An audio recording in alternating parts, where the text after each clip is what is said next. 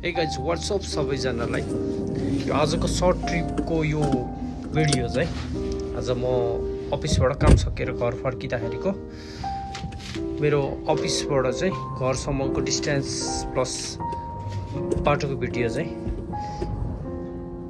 हालिदिउँ भनेर खिचेको हो। सो मेरो अफिस अलिकति टाढै छ, लगभग अराउन्ड 35 किलोमिटर जति छ र म चाहिँ डेली राउन्ड ट्रिपमा चाहिँ 70 देखि 75 किलोमिटर डेली गर्ने गर्छु र यो चाहिँ हाइवेको रोड हो। डेली हाइवेको रोडमा अराउन्ड 20 किलोमिटर र नर्मल रोड चाहिँ 15 देखि 16-17 किलोमिटर जति पर्छ। सो धेरै टाढै छ। एकचोटि भिडियो बनाएको छु, इन्जोय गर्नलाई त गाइस। ल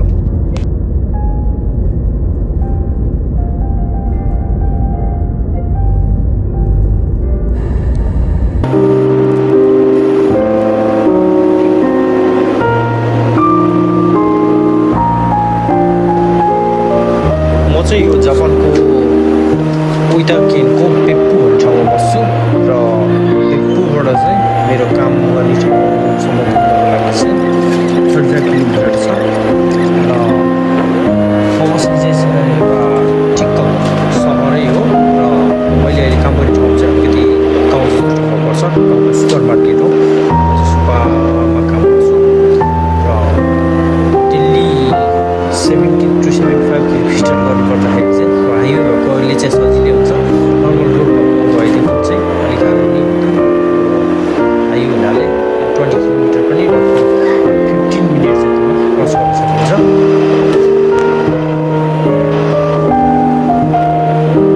अनि यो भिडियोमा देखिरहनु भएको जुन भिडियो छ यो चाहिँ हाइवेको भिडियो हो र हाइवेमा चाहिँ त्यो सजिलै हुन्छ। कहीँ पनि अब ट्राफिक लाइट्सहरू हुँदैन र अब हामी चाहिँ यो हाइवेबाट नर्मल रोडतर्फ अब चढ्दैछौँ। यो चाहिँ अब उइता एयरपोर्ट जाने हाइवे हो र यहाँबाट चढिसके पछाडि चाहिँ अब हिजी टाउन भन्ने एउटा सानो सिटी आउँछ। हिजी टाउनबाट चाहिँ नेक्स्ट सिटी चाहिँ म बस्ने बेप्पु सिटी भन्ने हो। अनि यहाँबाट एक्जिट गरिसक्यौँ।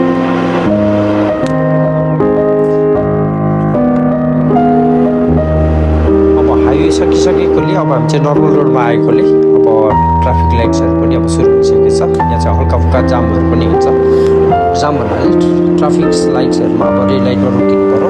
माथि हाइवेमा चाहिँ के अरे नन स्टप कुद्नु पऱ्यो भने यहाँ चाहिँ बिस्तारै यहाँबाट अब लगभग 15 किलोमिटर जति छ बस्ने ठाउँसम्म।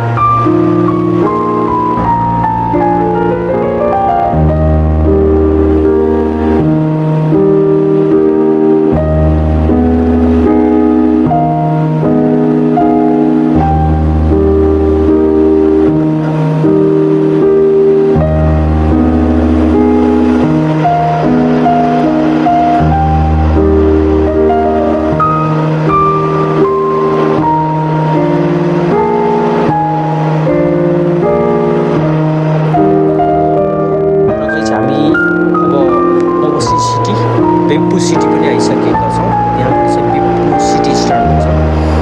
बेप्पु सिटी चाहिँ जस ठिक्कको धेरै क्राउडेड सहर चाहिँ होइन, बस्नलाई चाहिँ एकदम आनन्दकर हुन्छ।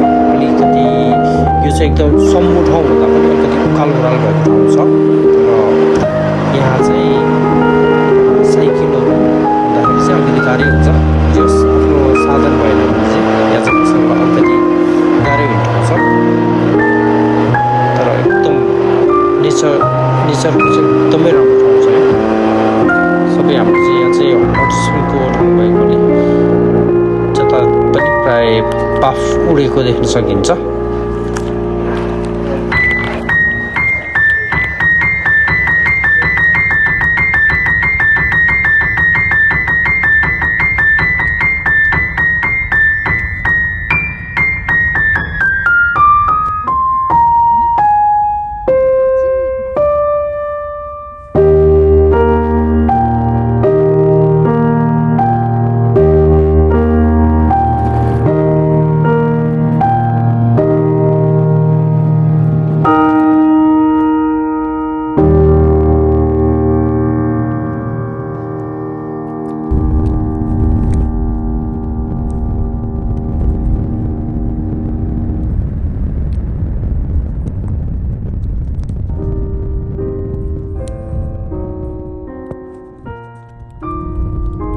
लगभग अब म बस्ने अपार्टको नजिक पनि आइसकेका छौँ।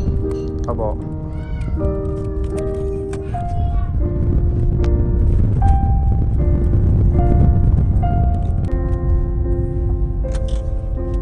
र म बस्ने अपार्ट चाहिँ यही हो।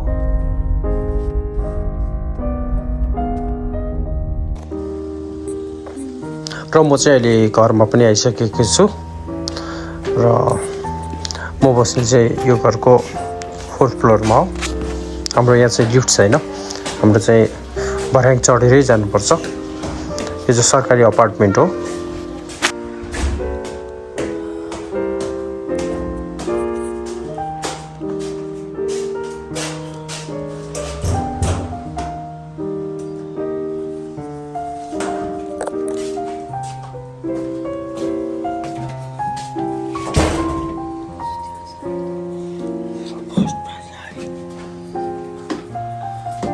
म घरमा पुग्दाखेरि चाहिँ छोरो चाहिँ सुतिरहेको रहेछ।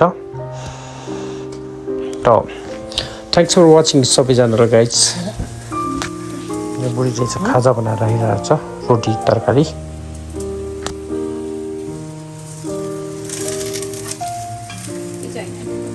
Huh?